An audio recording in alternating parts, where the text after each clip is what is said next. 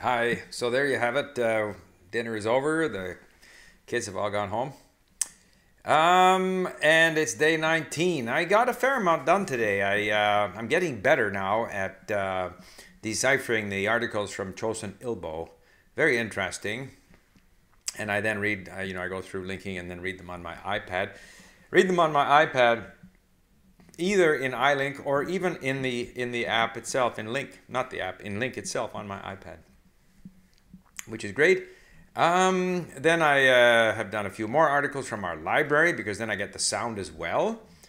Did a bit of listening when I was driving. I had to drive out and pick up the food. It was about a half hour there, half hour back. It's one of our favorite restaurants. It's a little bit further away from home. Had a question today, which I want to talk about in today's little video. On my YouTube channel, someone asked me two questions. First of all, if your approach to language learning is heavily sort of focused on listening and reading, then of course you'll only know the vocabulary for that specific area that you are focused on, and you won't know the other vocabulary. And the second question was, in today's world, don't you think everybody's just going to speak English and it won't be so necessary to learn other languages? Those were the two questions. I think they're interesting questions. First of all, when I read and listen, I go wherever my interest takes me.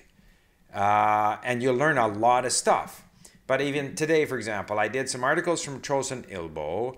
One was about this whole issue of the dispute between Japan and Korea over the comfort women. And I discovered a whole bunch of stuff that I didn't know. I didn't know that there was a cartoon exhibit in France where there was a where there was a Korean exhibit where some cartoonists had depicted the plight of the comfort women, and then that the Japanese embassy protested, which strikes me as very strange. If in a cartoon exhibit the Japanese put up an exhibit about the sufferings of people at Hiroshima and Nagasaki, I have trouble imagining that the American embassy would protest. Then the president of NHK, which is the Japanese public broadcaster, which people in Japan pay for every month, he decided to get up and say, the whole issue of the comfort women who were forced recruited, in most cases. Probably there were some, ladies of the night who were happy to be prostitutes. I mean, every war has its prostitutes and its camp followers, but many of them were forcibly recruited. And so he got up and said, this is not so unusual, it happens in every war. Which again, I hadn't realized, but that's to me, it's extraordinary that the president of the Public Broadcasting Corporation, who probably is not very well informed on history, would get up and make these gratuitous comments about something that probably, has to be thoroughly researched by historians. What actually happened? Why would the public broadcaster make comments like that? And he was subsequently grilled by the Japanese Diet. And of course, we have to remember that Japan is a democracy, and right now they have a bit of a right-wing government, which is, has a bit of a revisionist approach to history, but that there are other forces in Japan who will, try to defend their positions. So, I mean, there can be a variety of positions. But anyway, this whole issue, which is very interesting to see from a Japanese perspective, from a Korean perspective. So that's one thing that I stumble across by reading the Chosun Ilbo. There was another one there about dementia on the Chosun Ilbo, and talking about how this sort of attitudes towards life, being purpose-minded, purposeful and active and so forth, staves off dementia, and we should look there rather than any miracle cures for solutions. So, politics, dementia.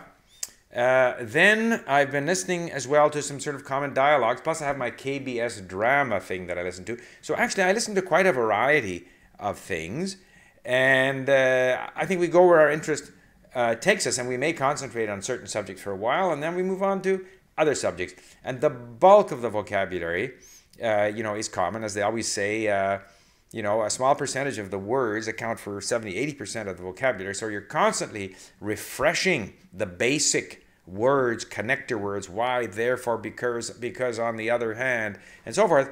And then as your interest takes you somewhere, you then get into the specific vocabulary.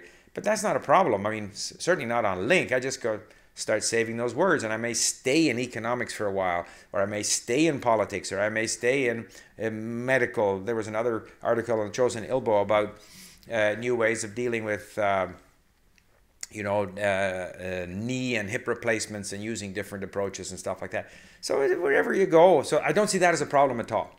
I think if people are naturally curious, and that was one of the things they said about staving off dementia, is people who have a high degree of curiosity about things, that is very, very important. So be curious. And if you are curious, and if you're motivated to learn languages, and your curiosity takes you to different subjects, whether it be economics, politics, music, art, nature, whatever it might be, that's going to be good for your language, and it's going to be good when you approach my age for staving off dementia. Now I've forgotten what I was going to say. No, and the other thing that he mentioned was, this person who asked me a question on my YouTube channel here, he said, with English, don't you think that other languages won't be necessary? All I can say is, I made that little video of me going into the Chinese restaurant just to show you. I go there, I speak a few words of Cantonese. I go there regularly, we speak Cantonese. He speaks English, but if we can connect in Cantonese, it's different. At least for me. It gives me a tremendous sense of satisfaction.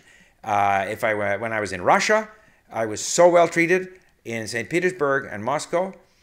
Plus, I was able to stave off, not dementia, but people wanting to gouge me for taxis and stuff like that because I speak Russian.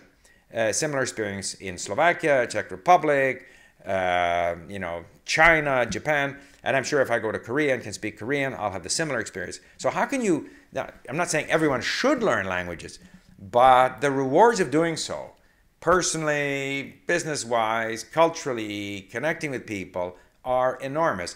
And I don't think the fact that English becomes increasingly the lingua franca of the world, because it's practical and useful, is going to take away the rewards of learning languages. So those are the two answers to that person's questions. And I'm kind of upbeat today. And I hope all of you out there are upbeat who are doing the challenge. I checked on the list. I'm one of the more active people. I would rather be well down the list. I want other people to be more active. I have the feeling that today, there are some days you feel you're basically standing still, treading water. And some days you have the feeling that you're better, that you're reading better, that you're understanding better. Today was one of those upbeat days where I feel I'm doing better.